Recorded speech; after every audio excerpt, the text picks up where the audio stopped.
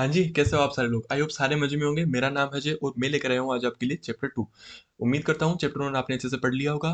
तो बिना किसी देरी के अपन फटाफट शुरू करते हैं चैप्टर 2। आइए इधर, ठीक है। चैप्टर 1 में अपन ने सारी चीज़ अच्छे से कवर कर ली थी। सारे एमसीक्यू देख लिए थे अपन ने, जितने टॉपिक करने थे तो अपने हो गए थे उसमें, ठीक है। मैंने 2 पार्ट्स में उसको अपलोड किया था, जो कि वो पार्ट्स वैसे चैप्टर में ही दिए हुए थे, पार्ट ए और पार्ट बी करके। बट इसमें भी मैं सोच रहा हूँ कि चैप्टर को 2 पार्ट्स में ही अवेलेबल करवाऊँ, क्योंकि होता क्या है कि एक तो जैसे 1 डेढ़ घंटे का वीडियो होता है ना, तो उसको देखने में, वो भी थ्योरी, तो देखने में थोड़ी सी बोरियत हो जाती है उसको, कि एक तो यार 70-80 मिनट का वीडियो, एक 30-30 मिनट के 2 वीडियो है, 40-40 मिनट के 2 वीडियो, तो वो थोड़े से देखने में भी अपना ईज़ी रहता है। माइंड को ऐसा लगता है अरे चलो ठीक है 40 मिनट का ही तो है, अब ये फटाफट देख के खत्म कर देते हैं। तो वैसे ही कोशिश करता हूँ देखें। बाकी सबसे पहले तो अपन शुरू करते हैं चैप्टर 2। तो चैप्टर 2 का नाम है crafting A business model and lean startups. ये चैप्टर थोड़ा सा अलग होने वाला है, मतलब जैसे चैप्टर 1 था उससे थोड़ा सा हटके होने वाला है। तो इस चैप्टर में अपन पहले यहाँ पे देखो ओवरव्यू।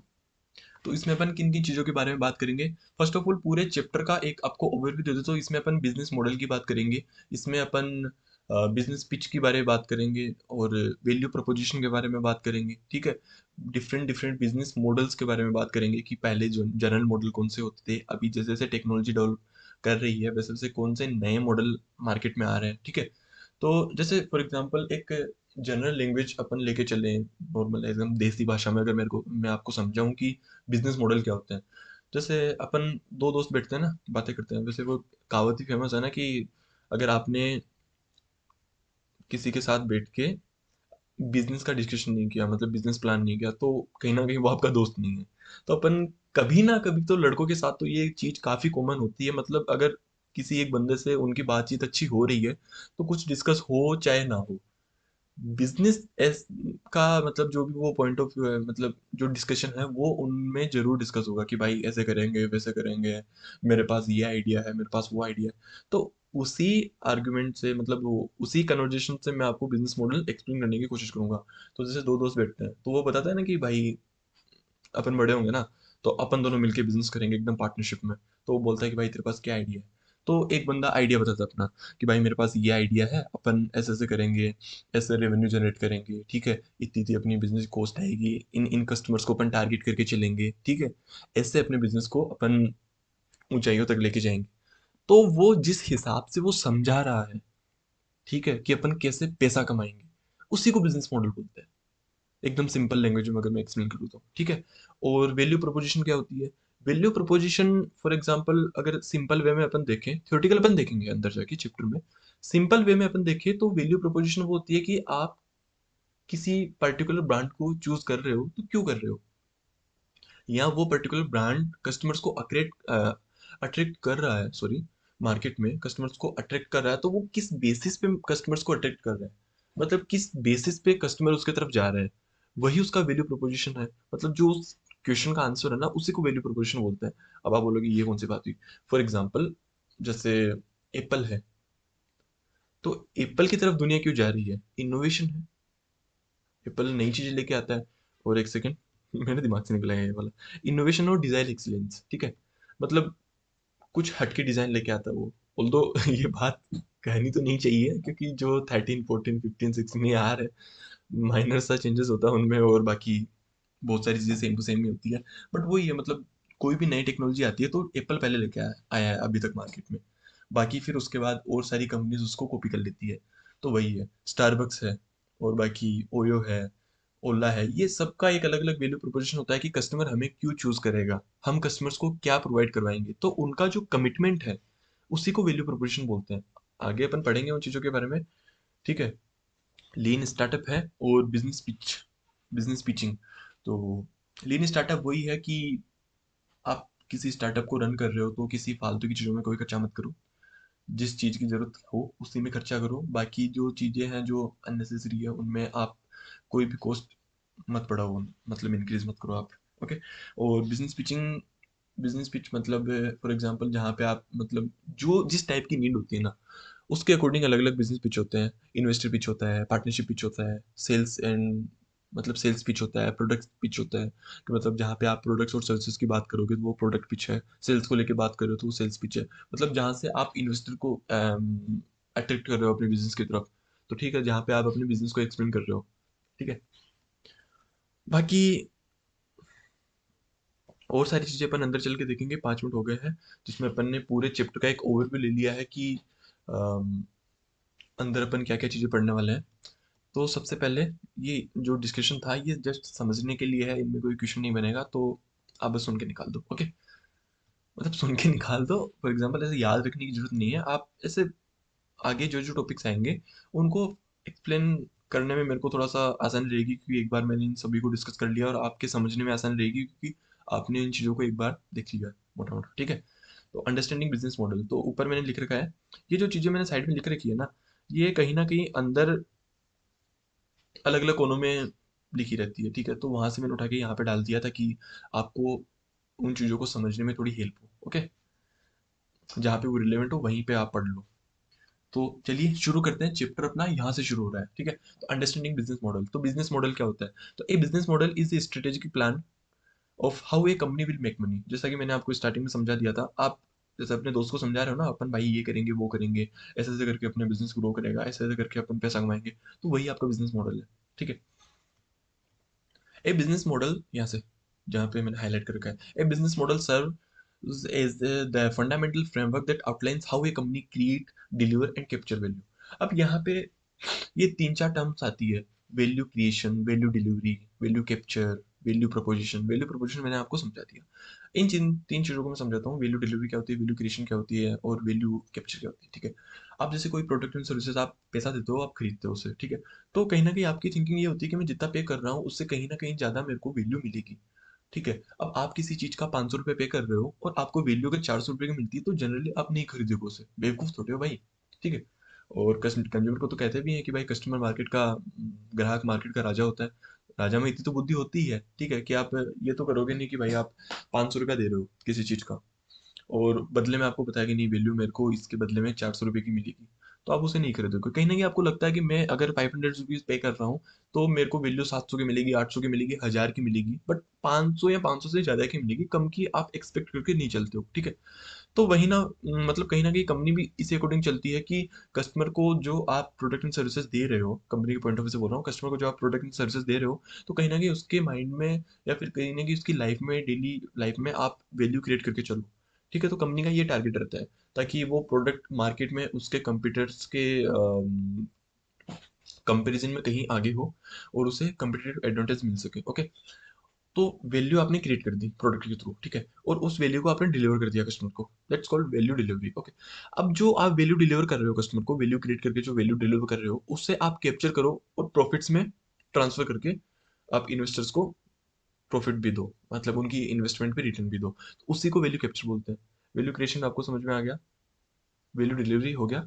अब बात है वैल्यू कैप्चर क्या होता है, तो वैल्यू यहाँ पे मैंने साइड में लिख रखा है, value capture is the capturing the value you create and turning it into profit, ठीक है। आपने वैल्यू कैप्चर किया, जो आपने वैल्यू क्रिएट किया उसे कैप्चर किया और प्रॉफिट में टर्न कर दिया, ओके, और फिर वो रिटर्न के रूप में आपने अपने इन्वेस्टर को दे दिया, जिन्होंने आपके बिजनेस में पैसा लगा रखा है, ओके। फिर आगे चलते हैं कि ये देखो मैंने साइड में लिख रखा है इधर, ठीक है, एक second. A value proposition is a statement that clearly identifies, ठीक है, the benefit a company's product and services will deliver to customer. ये एक स्टेटमेंट होता है जो कंपनी कह के चलती है, से मान लो अपने कस्टमर्स को, कि आप हमारा प्रोडक्ट एज सर्विसेज चूज कर रहे हो, आप खरीद रहे हो, तो हम आपको ये प्रोवाइड करवाएंगे। जैसे मैंने नीचे लिख रखा है कि एप्पल एप्पल क्या कमिट करता है, एप्पल क्या स्टेटमेंट देता है कि इनोवेशन और डिजाइन एक्सीलेंस हम प्रोवाइड करवाएंगे। स्टारबक्स कहता है कि high quality and ethically sourced coffee हम प्रोवाइड करवाएंगे, और पर्सनलाइज्ड एक्सपीरियंस प्रोवाइड करवाएंगे हम आपको। वो जो लिख के रहता है ना वो उस पे कप पे बंदों का नाम, ओके।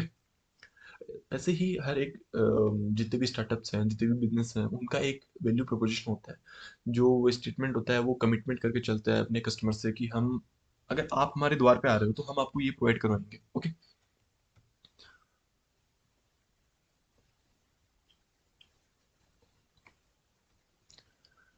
ठीक है, अब फटाफट और चीज़ों में टाइम वेस्ट ना करते हुए अपन पॉइंट टू पॉइंट बातें करेंगे।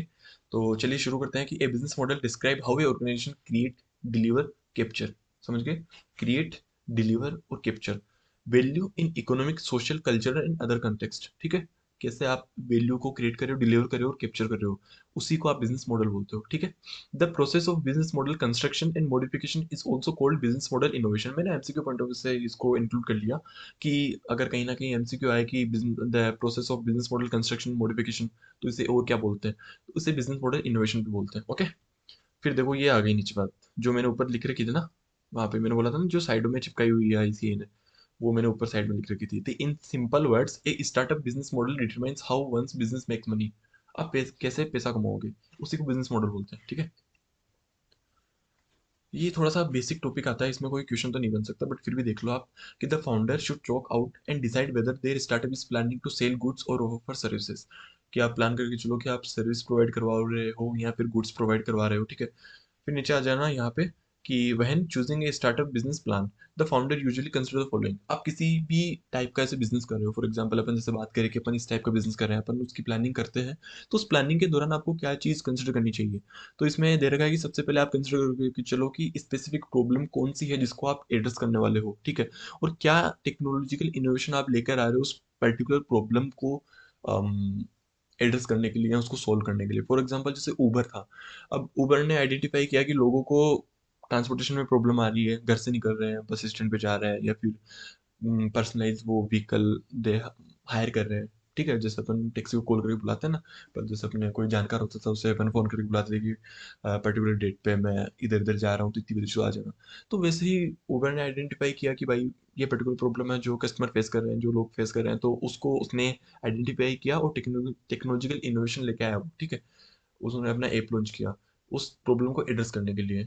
वैसे ही ओयो ने एड्रेस किया, और भी इंडिया में बहुत सारे स्टार्टअप हुए जिन्होंने अलग अलग डिफरेंट डिफरेंट प्रॉब्लम्स को आइडेंटिफाई किया और उसे एड्रेस करके अपना बिजनेस ग्रो किया, ठीक है।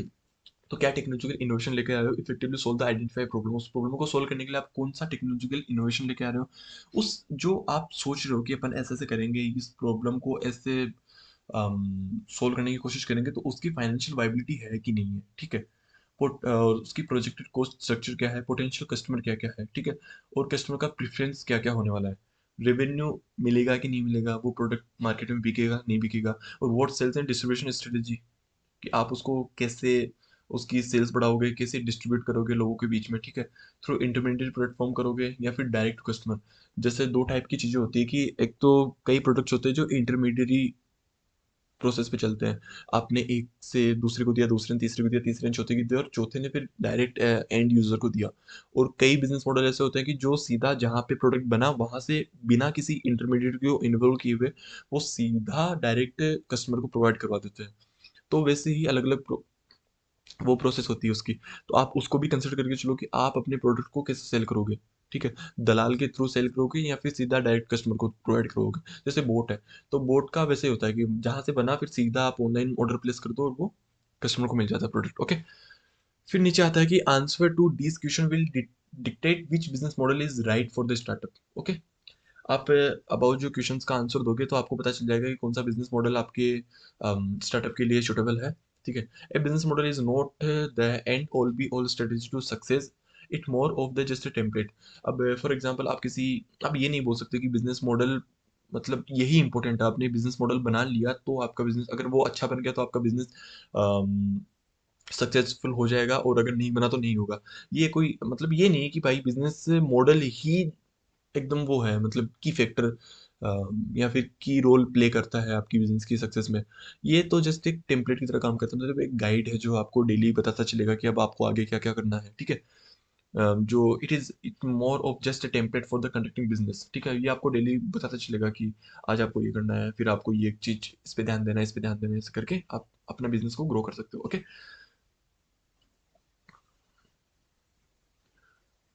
फिर आता है कि let us explore different types of modern business models. अब अपन अलग अलग बिजनेस मॉडल्स की बात करेंगे कि पहले कौन से मॉडल होते थे और अभी नए वाले कौन से मॉडल थे। मैं पहले वाले जो जनरल बिजनेस मॉडल है उनमें ज़्यादा टाइम इन्वेस्ट नहीं करूंगा, क्योंकि आप उनको सबको जानते हो कि बिजनेस टू बिजनेस कौन सा होता है, बिजनेस टू कंज्यूमर कौन सा होता है, ठीक है, डायरेक्ट टू कंज्यूमर कौन सा होता है, कंज्यूमर टू कंज्यूमर कौन सा होता है। इसमें मैं आपको एक चीज़ क्लियर करके चलूँ कि बहुत से जन होंगे मे बी उनको क्लियर नहीं होगा कि कस्टमर और कंज्यूमर दोनों में फ़र्क होता है, ठीक है। काफ़ी दिन तक मेरे को भी क्लियर नहीं था, तो मैं यही मान के चल रहा हूँ कि हो सकता है कोई मेरा भाई बैठा होगा उधर जो सुन रहा होगा जिसको यही पता होगा कि कस्टमर और कंज्यूमर दोनों एक ही होते हैं। एक नहीं होते हैं। कस्टमर उसे बोलते हैं जो सामान को परचेज करता है, ठीक है। बट कंज्यूमर उसे बोलते हैं जो सामान को किसी भी प्रोडक्ट को कंज्यूम करता है, ठीक है।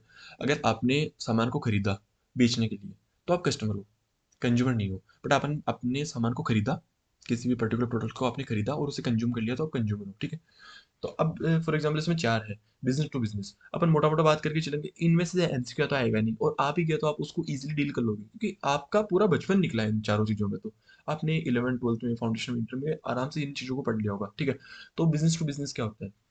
आपका जैसे कई बिजनेस होता है ना जो कस्टमर्स को सामान नहीं बेचते, ठीक है, जैसे होलसेलर टाइप के होते हैं, वो छोटे छोटे बिजनेस को ही सामान बेचते हैं, तो बिजनेस टू बिजनेस का ट्रांजेक्शन हो गया। तो वो हो गया एक। तो फिर दूसरा मॉडल हो गया जिसपे बहुत सारे बिजनेस, मतलब मोस्टली सारे बिजनेस इसी मॉडल पे ही रन कर रहे हैं, बिजनेस टू कंज्यूमर, ठीक है, जो एंड कंज्यूमर को सामान सेल करते हैं, ठीक है। डायरेक्ट टू कंज्यूमर, जहां से सामान बना, बिना किसी इंटरमीडिएटरी को इन्वॉल्व किए हुए सीधा कस्टमर को सामान पहुंचा दिया, उस बिजनेस मॉडल पे भी कई बिजनेस रन कर रहे हैं अभी, ठीक है। कंज्यूमर टू कंज्यूमर, ओएलएक्स सबसे बेस्ट एग्जाम्पल इसको समझने के लिए। आपने किसी चीज को परचेज किया, उसको कंज्यूम कर लिया, आप कौन? कंज्यूमर। अब आपने उस सामान को क्या किया, आपने उस सामान को किसी दूसरे बंदे को बेच दिया, वो क्या करेगा? वो भी कंज्यूम करेगा। तो कंज्यूमर टू कंज्यूमर का ट्रांजेक्शन हो गया। इस पे भी कई बिजनेस बेस्ड है, जैसे कि ओएलएक्स हो गया, ओके। अब इसके अंदर में कुछ ऐसा इंपॉर्टेंट है नहीं। एक पढ़ के भी देख लो आप, B to B transaction involve business selling product और सर्विसेज टू अदर बिजनेस, तो वही वाली बात है। लॉन्ग टर्म कॉन्टेक्ट होते हैं, focus on meeting the specific needs of the business customers. जो भी आपके बिजनेस कस्टमर्स होते हैं, उनकी जो भी नीड्स होती है, उनको फुलफिल करने के लिए जो मॉडल काम कर रहे हैं, मतलब जो बिजनेस काम कर रहे हैं, वो वो बी टू बी मॉडल पे काम कर रहे हैं, ठीक है। टाटा स्टील का, इन्फोसिस का एग्जाम्पल दिया हुआ है, इसमें कुछ ऐसे काम की चीज है नहीं। बी टू सी वाला है। फिर D to C, direct to customer, direct to end customer, more control over the customer experience, brand and representation and data. ये चीज़ मैं थोड़ा सा एक्सप्लेन करना चाहूँगा, क्योंकि ये आगे भी काम आएगी, तो वहाँ करनी पड़ेगी, तो यहाँ टाइम से हो जाएगा। इसमें बोला क्या रहा है कि आप जैसे इंटरमीडिएट के थ्रू सेल करते हो ना, फॉर एग्जांपल मेरा प्रोडक्ट है, मैं मैन्युफैक्चरिंग कर रहा हूँ उसे, और मैं ही कस्टमर को सेल कर रहा हूँ। तो कस्टमर का क्या एक्सपीरियंस रहता है, उस पर मेरा कंट्रोल है, मतलब मेरे को पता रहेगा कस्टमर का फीडबैक क्या है, ठीक है। डेटा जो है कस्टमर का, वो भी मेरे को पता रहेगा, और ब्रांड रिप्रेजेंटेशन, ठीक है, नाम मेरा हो है, ओके। क्योंकि उस पे बीच में कोई इंटरमीडिएरी इन्वॉल्व नहीं है, सीधा कस्टमर को मैं ही सेल कर रहा हूँ। वैसे ही उसी के विपरीत जाकर अपन बात करें, कई प्रोडक्ट ऐसे होते हैं जो कंपनी में बन रहे हैं, मतलब फैक्ट्री में बन रहे हैं, फिर इंटरमीडिएट के थ्रू वो जा रहे हैं, ठीक है। बड़े से छोटा, फिर छोटे से ये ऐसे लास्ट में करके वो कस्टमर को दिए जा रहे हैं। तो जो लास्ट में कस्टमर को सेल कर रहा है, कस्टमर का डेटा उनके पास है, कस्टमर का जो एक्सपीरियंस है वो कैसा है वो उनको पता है, ब्रांड रिप्रेजेंटेशन है, कहीं ना कहीं मेन कंपनी की बाद में जाके बनती है, बट जो लास्ट में बंदा एसोसिएटेड है कस्टमर्स के साथ, उसकी भी ब्रांड रिप्रेजेंटेशन हो रही है, ठीक है। फॉर एग्जाम्पल अपन किसी किराना स्टोर से सामान खरीदते हैं, तो अपन मेन कंपनी का इतना नहीं देखते, अपनी जो भी गुडविल होती है अपने माइंड में, वो उस पर्टिकुलर शॉप की होती है, ठीक है। वैसा ही, वैसा कुछ काम का नहीं था कि आप इसमें और ज़्यादा टाइम इन्वेस्ट करो। सी टू सी है ओलक्स का, जो आप अगर नीचे पढ़ो तो between individual consumers when one consumer sell product और services direct to other consumer. इतना कुछ काम का है नहीं इसमें। ओलक्स का एग्जांपल दिया हुआ है। ये एक चीज़ ध्यान रख लेना जो मैंने यहाँ पे हाईलाइट कर रखी है, कि जो एमसीक्यू की बी टू बी और B to C traditional business structure है, अगर एमसीक्यू में है, तो कहीं ना आप ये ना देख लो कि जो ये चारों है वही सारे चारों की चारों ट्रेडिशनल है, वो ट्रेडिशनल नहीं है। डी टू सी और सी टू सी वो अभी जाके बने हैं, पहले नहीं थे। बट जो बी टू बी और बी टू सी है वो बहुत पहले से चला आ रहा है, ठीक है।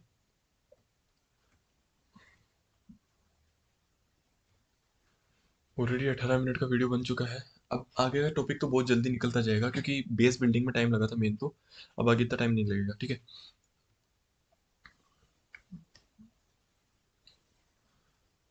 चलिए फटाफट शुरू करते हैं। अब जनरल अपने डिस्कस कर लिया, अब है मॉडर्न बिजनेस मॉडल्स, ठीक है। तो जैसे जैसे इसमें टेक्नोलॉजी ग्रो कर रही है मार्केट में, वैसे वैसे नए नए बिजनेस मॉडल आते जा रहे हैं। तो अब अपन जो नए बिजनेस मॉडल जिन पे बहुत सारे बिजनेस काम कर रहे हैं अभी प्रेजेंट में 4 5 सालों में ही देखने को मिल रहे हैं, उनकी बात करेंगे, ठीक है। तो इसमें दिया हुआ है कि modern business model differ significantly from traditional approach because of technological advancement, shifting consumer behaviour और इवॉल्विंग मार्केट डायनेमिक्स, ठीक है। ये बेसिक बात है कि जैसे जैसे टेक्नोलॉजी ग्रो करी है, वैसे वैसे नए बिजनेस मॉडल आ रहे हैं, जो कि जो ट्रेडिशनल बिजनेस मॉडल्स थे उनसे डिफर कर रहे हैं वो भी, ठीक है। जैसे यहाँ पे आ जाते हैं, सब्सक्रिप्शन बेस्ड मॉडल है, फ्रीमियम मॉडल है, मार्केट प्लेस मॉडल है, डायरेक्ट टू कंज्यूमर मॉडल है, ई कॉमर्स मॉडल है, और शेयरिंग इकोनॉमी मॉडल है। इन 6 मॉडल्स के बारे में अपन बात करेंगे। वैसे 6 नहीं है, एक दो मॉडल एक्स्ट्रा और है, बट वो इतने इरेलेवेंट, मतलब इतने इंपॉर्टेंट नहीं है, तो यहाँ पे इंक्लूड नहीं किया उन्होंने, ठीक है। सबसे पहले अपन सब्सक्रिप्शन बेस्ड मॉडल की बात करते हैं। सब्सक्रिप्शन बेस्ड मॉडल देखो, आपको है ना, यहाँ से एमसीक्यू आएगा ना, तो यहाँ से एमसीक्यू आएगा तो किस टाइप का आएगा कि आपको पता होना चाहिए कि ये जो बात हो रही है वो कौन से मॉडल की हो रही है, ठीक है। जैसे आईसीआई बोलेगा कि ऐसे ऐसे एक एप्लीकेशन है, ठीक है, उसमें क्या है कि वो मंथली सब्सक्राइब करने का ऑप्शन दे रही है, जैसे कि नेटफ्लिक्स है। तो नेटफ्लिक्स में कंटेंट होता है, जो कंपनी कंटेंट प्रोवाइड करवाती है अपने को, और अपन उसे मतलब सब्सक्राइब करके रखते हैं, ठीक है। अपन पे करते हैं मंथली या फिर एनुअली, जो भी चार्जेस वो मांगते हैं उसके अकॉर्डिंग। फिर अपन को सब्सक्रिप्शन मिल जाता है और साल भर तक आराम से अपन उसमें ओटीटी जो भी होते हैं प्लेटफॉर्म्स वगैरह होते हैं उस पर अपन मूवीज़ वगैरह देख सकते हैं। तो अगर वैसे वैसे बात चल रही है तो आपको पता होना चाहिए, मतलब ऐसा आपको क्लिक हो जाना चाहिए कि सब्सक्रिप्शन बेस्ड मॉडल की बात है। तो इतना एकदम ऐसे इजी एमसीक्यू आएगा इनमें से आ गया तो, ठीक है। तो फटाफट अगर बात करें तो आपके माइंड में से एग्जांपल होना चाहिए नेटफ्लिक्स वगैरह का। तो आप वो एग्जांपल लेके चलोगे तो ये इजीली आपको समझ में आ जाएगा।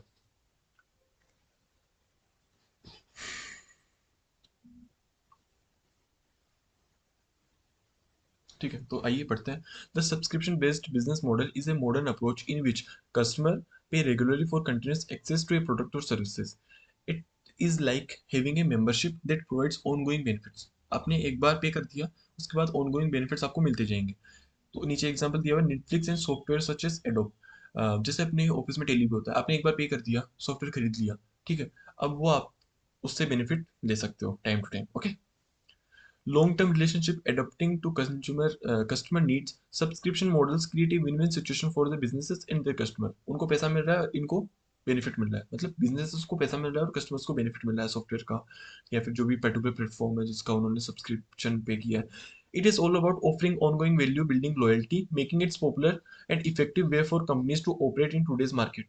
जैसे कि यहाँ पे क्योरफिट का एग्जांपल दिया हुआ है। क्योरफिट एक हेल्थ सेक्टर की ऐप है जिसमें आपको एक बार पे करना पड़ता है, फिर वो आपको डेली मॉनिटरिंग करते रहते हैं आपकी हेल्थ का, जितना मुझे पता है। फिर रहता है फ्रीमियम मॉडल। फ्रीमियम मॉडल में एमसीक्यू बन सकता है, ये थोड़ा सा अच्छा है, मतलब इसमें कंटेंट अच्छा है जहाँ से ऐसे आपसे एमसीक्यू पूछ सकता है। तो फ्रीमियम मॉडल क्या है, जैसे जनरली फॉर एग्जांपल आप बहुत सारी चीज़ यूज़ करते हो, तो उसमें क्या होता है कि जो भी बेसिक फीचर्स होते हैं ना, वो फ्री ऑफ कॉस्ट दिए हुए होते हैं, ठीक है।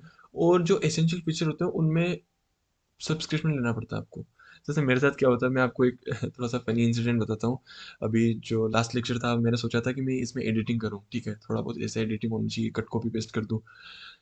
तो उसको एडिटिंग करने के चक्कर में मैंने 1-2 घंटा आराम से इन्वेस्ट कर दिया, मैंने एडिटिंग कर दी अच्छी खासी। बट जब मैंने उस वीडियो को एक्सपोर्ट किया तो उसमें लास्ट में क्या आया कि अगर आप सब्सक्रिप्शन ले लेते हो तो उस पे वाटरमार्क नहीं आएगा, और नहीं लेते हो तो वाटरमार्क आएगा, और वाटरमार्क भी एकदम बहुत बड़ा सा आ रहा था। तो कट गया था मेरा बहुत बड़ा वाला। तो उसमें वैसा ही है कि जो बेसिक फीचर्स है वो आपको फ्री ऑफ कॉस्ट दे देती है कंपनी। बट जो भी काम के फीचर्स हैं, एसेंशियल फीचर है, उनके लिए आपको पे करना पड़ता है, ठीक है। तो ये पढ़ते हैं। इसमें लिखा हुआ कि the freemium business model is A contemporary strategy that combines free and premium offerings. दो चीजें साथ चलती है, ठीक है। एक तो फ्री वाली चीजें साथ चल रही है, और एक प्रीमियम जो प्रीमियम पे ऑफर कर रही है वो चीजें भी साथ चल रही है, ठीक है। The companies provide a basic version of their product और सर्विसेज फॉर फ्री। फिर वो इंटरेस्टिंग करती है, यूजर्स को लुभाती है कि भाई ये चाहिए तो इसके लिए आपको पे करना पड़ेगा। Users with essential features, in addition more advance feature are offered at premium. जो एडवांस फीचर वो प्रीमियम पे जाते हैं और रिक्वायरिंग पेमेंट, भाई उनको यूज करना है तो पेमेंट दो, ठीक है। This model is widely employed in digital service such as apps, software, online platforms by offering a taste of their offering at no cost। एक बार स्वाद लगा दो बिना किसी पैसे के, और फिर जब कस्टमर्स को उसका टेस्ट आने लग जाए उसके बाद उनको बोलो भाई ये चाहिए तो पैसे दे, ठीक है। Business attract a large user base aiming to convert free users into paying customer by showcasing the value of premium features। इनका टारगेट ऐसे रहता है कि एक बार आप फ्री फ्री फ्री करके कस्टमर्स को ले आओ, फिर ठीक है, फिर उनको आपका मतलब ऐसे वो जो ऐप है जो सॉफ्टवेयर है वो अच्छा लगने लगे, तो उसको एडवांस फीचर बताओ और बोलो कि अगर ये चाहिए तो आप पे करो, ठीक है। तो ड्रॉपबॉक्स का एग्जांपल दे रखा है, where user can enjoy basic services without charge but have the option to upgrade the enhance functionalities and experience. और ज्योमेट्री कोड का भी एग्जांपल दे रखा है।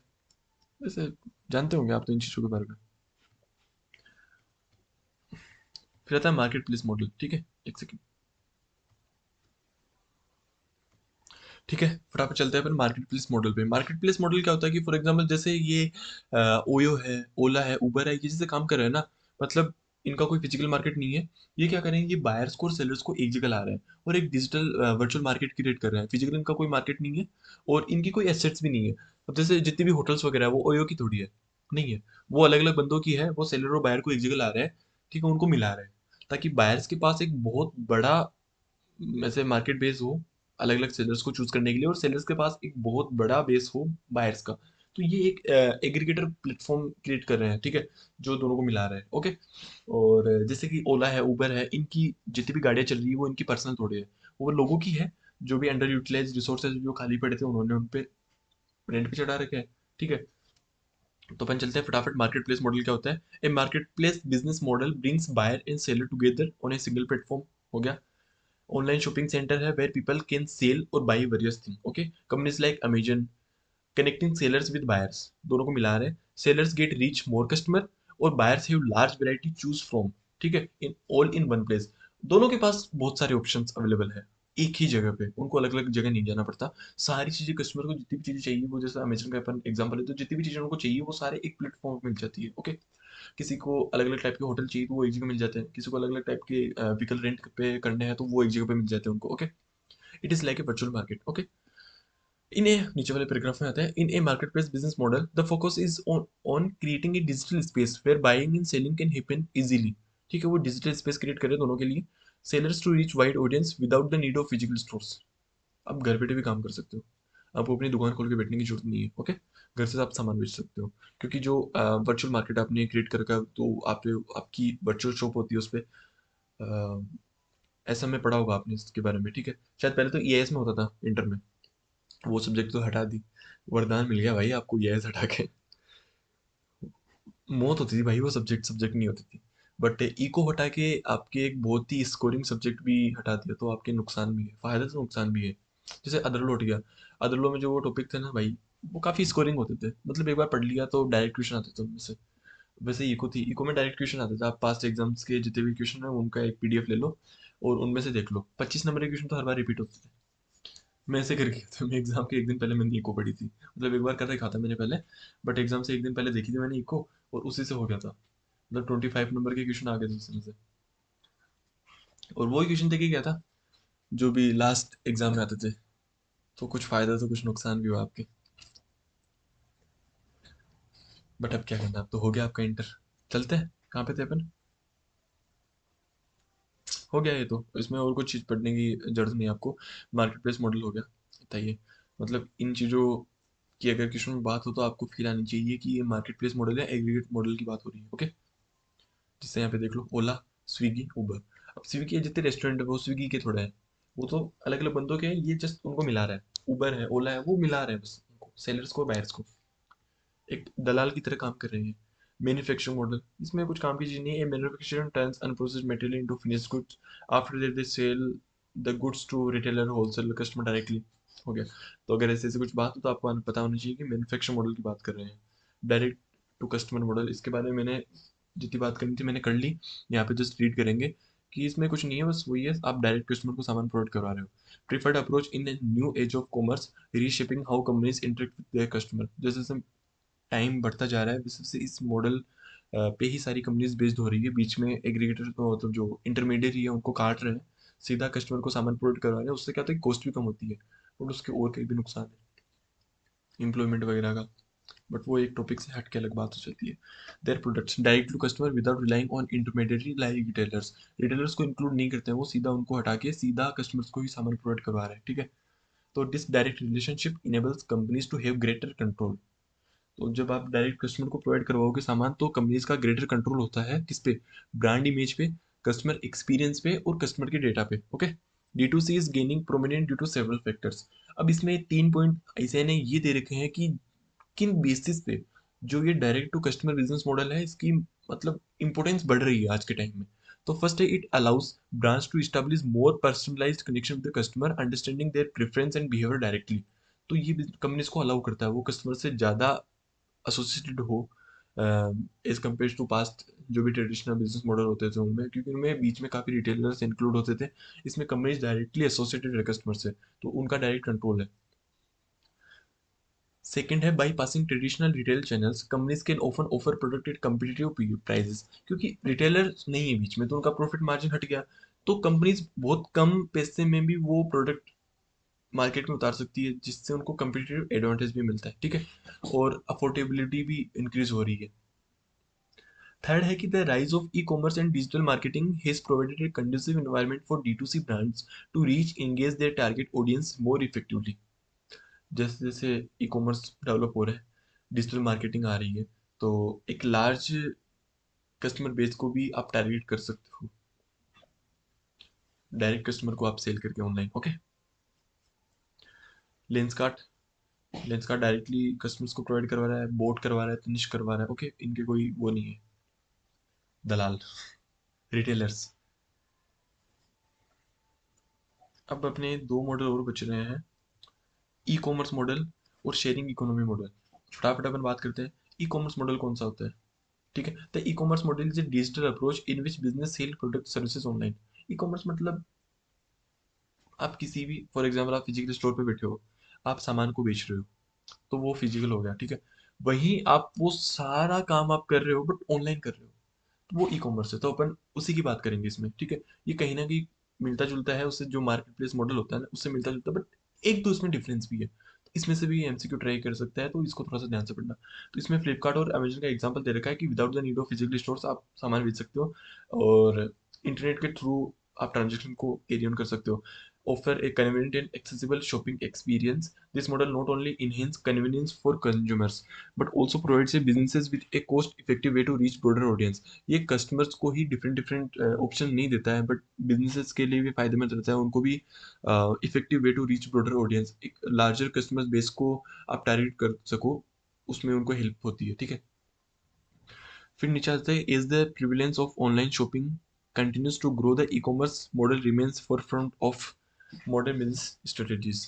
जैसे जैसे ऑनलाइन शॉपिंग बढ़ रही है, तो इन जितने भी ये जो नए वाले मॉडल्स है जो अपन पढ़ रहे हैं ऊपर से लेकर यहाँ तक आए हैं, तो उनमें ई कॉमर्स मॉडल है वो फोरफ्रंट है, ठीक है। जितने भी मॉडर्न बिजनेस मॉडल्स है उनमें टॉप में जो, अगर जिसके अपन बात करें तो वो ई कॉमर्स मॉडल है।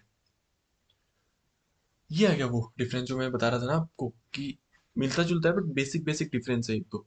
क्या है कि इन दोनों में अगर अपन अंतर देखें, ई कॉमर्स मॉडल और मार्केट प्लेस मॉडल में, तो क्या है कि e commerce primarily involves single business selling directly to customer. ये एक सिंगल बिजनेस की बात कर रहे हैं जो डायरेक्टली कस्टमर्स को प्रोवाइड करवा रहे हैं, मतलब सामान प्रोवाइड करवा रहे हैं। In contrast the market place model is a platform, वो एक प्लेटफॉर्म की तरह काम करता है, जो कनेक्ट करता है मल्टीपल सेलर्स को बायर्स के साथ, okay. While e commerce platform handle transaction directly, जहाँ पे ई commerce model transaction directly handle करता है, वहीं पे मार्केट प्लेस मॉडल एक इंटरमीडिएटरी के रूप में काम करता है, जो अलाउ करता है वेरियस सेलर्स को टू ऑफर देयर प्रोडक्ट्स और services in one central space, okay. यहाँ पे मीशो और फ्लिपकार्ट का एग्जांपल दे रखा है, जो ऑनलाइन सामान बेचते हैं अपना, ठीक है। शेयरिंग इकोनॉमी मॉडल की बात करते हैं अपन, आइए। नेक्स्ट अपन बात करते हैं sharing economy model. Sharing economy model में फॉर एग्जांपल जैसे मैं आपको बताता हूँ, पहले जैसे होटल्स होते थे, ठीक है। अब होटल में क्या हुआ, रूम खाली पड़े हैं, ठीक है, तो उनका रेवेन्यू इफेक्ट हो रहा है, तो उसी प्रॉब्लम को आइडेंटिफाई किया, और ओयो करके एक नया स्टार्टअप आया मार्केट में, ठीक है।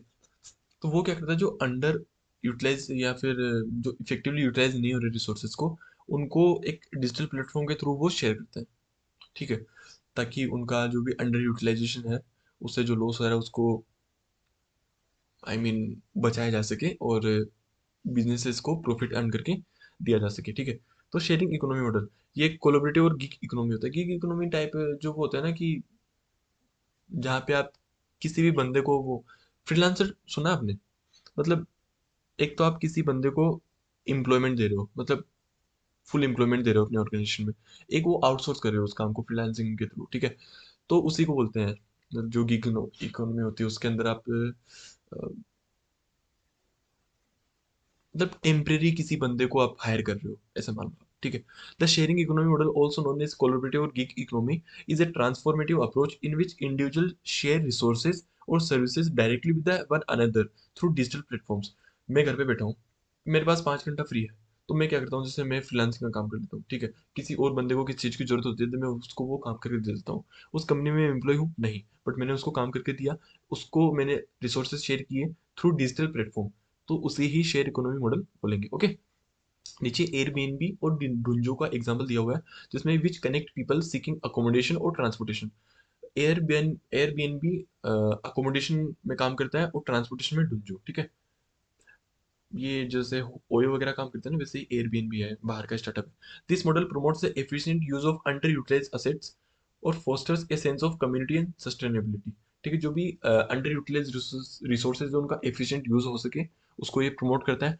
It not only provides economic benefits for individuals offering services, but also offers A consumers cost effective alternatives and increase flexibility.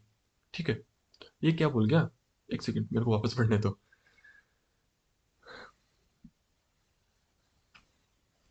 कि ये इकोनॉमिक बेनिफिट्स तो देता ही है इंडिविजुअल्स को, बट कस्टमर्स को कॉस्ट इफेक्टिव अल्टरनेटिव्स भी देता है, और उनको मतलब डिफरेंट डिफरेंट ऑप्शन भी प्रोवाइड करवाता है।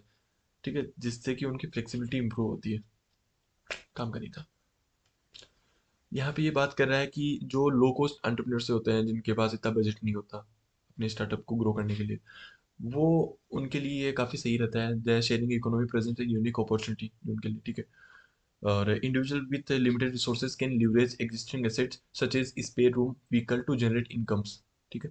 प्लेटफॉर्म सच एज फ्रीलांसर, ये आ गया ना फ्रीलांसर वाली बात। Enable individual to offer the skill for various task, creating a market place for services. जो भी इंडिविजुअल होते हैं जो खाली बैठे हैं घर पे, वो अपना खाली समय उनको दे सकते हैं, उनको जो काम करना है वो काम करके दे सकते हैं। ठीक है।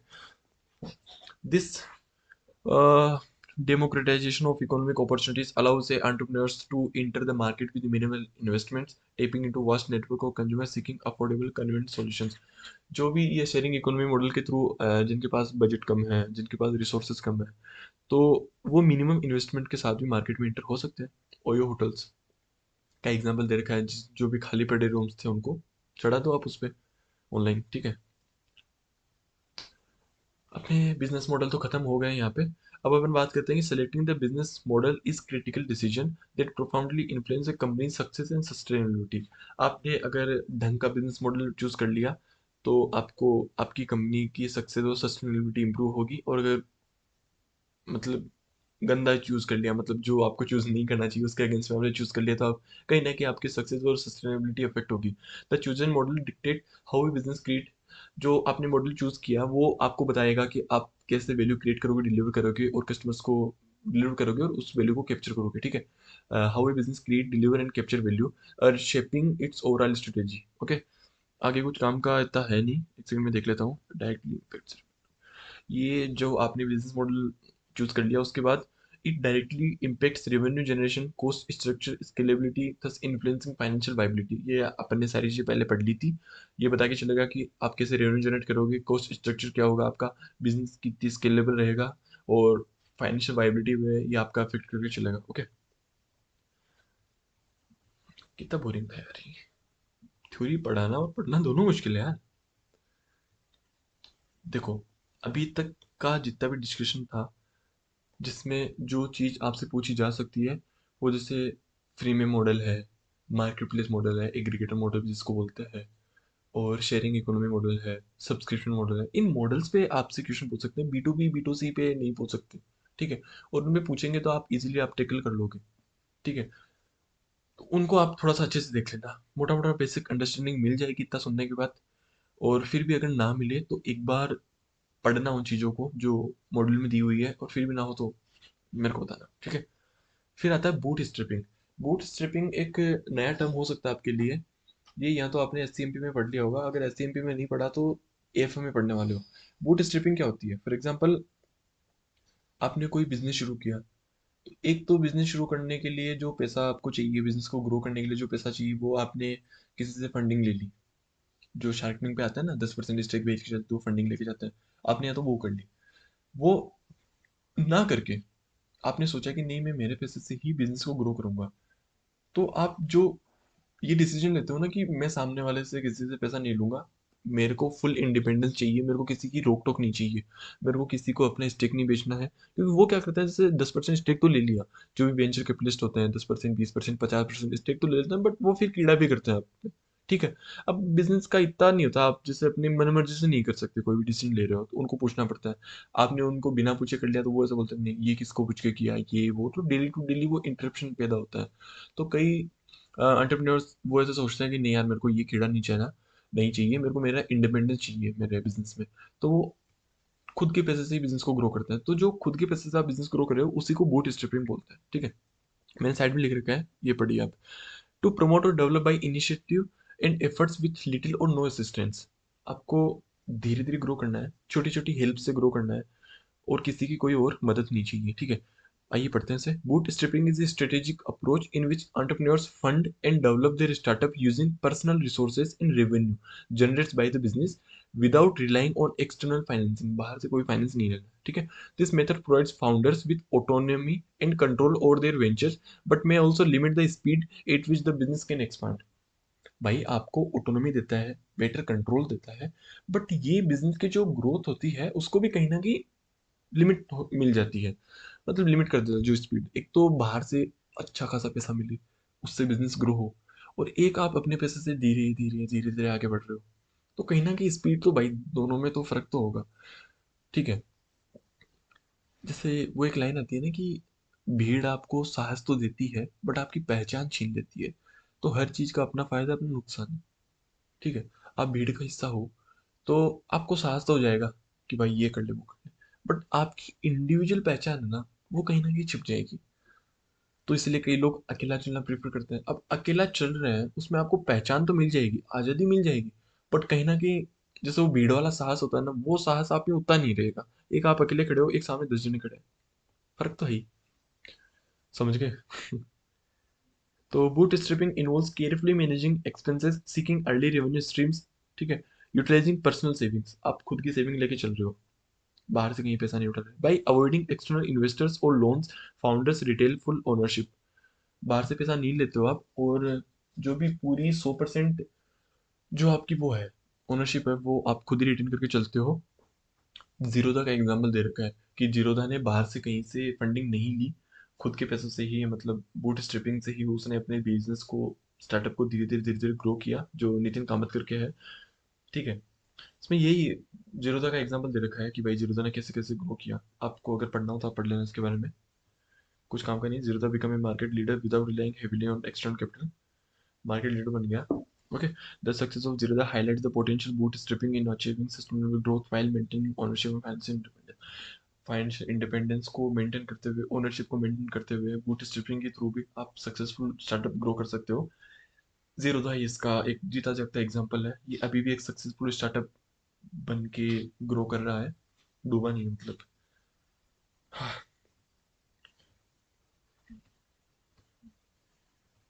एक सेकेंड। ये 40 मिनट का सेशन हो गया है। अगले सेशन में ये थोड़ा सा बड़ा हो गया, मैं सोच रहा था इसको 20 मिनट में कवर कर लेंगे, बट थोड़ा सा इधर उधर की बातें भी अपन ने की समझने के लिए, और बेस बिल्डिंग के लिए भी। अगले वाले सेशन में इतना टाइम नहीं लगेगा, मैं इस सेशन को यहीं खत्म कर रहा हूँ। अगले वाले सेशन में अपन वैल्यू प्रोपोर्शन पढ़ेंगे कि वैल्यू प्रोपोर्शन करने के लिए आपको कौन कौन सी चीज़ों का ध्यान में रखना है, ठीक है। बिजनेस मॉडल कैसे बनाना है, उसमें आपको किन चीज़ों का ध्यान रखना है, किन चीज़ों को आपको अवॉइड करके चलना है, ठीक है। बिजनेस पिचिंग के बारे में पढ़ेंगे, लीन स्टार्टअप के बारे में पढ़ेंगे। लीन स्टार्टअप और बिजनेस पिचिंग तो 5 मिनट का टॉपिक है, मेन थोड़ा सा टाइम लगेगा वैल्यू प्रोपोजिशन में, और बिजनेस मॉडल कैसे बनाना है उसमें टाइम लग जाएगा, ठीक है। तो मिलते हैं अपन नेक्स्ट पार्ट में। Bye bye.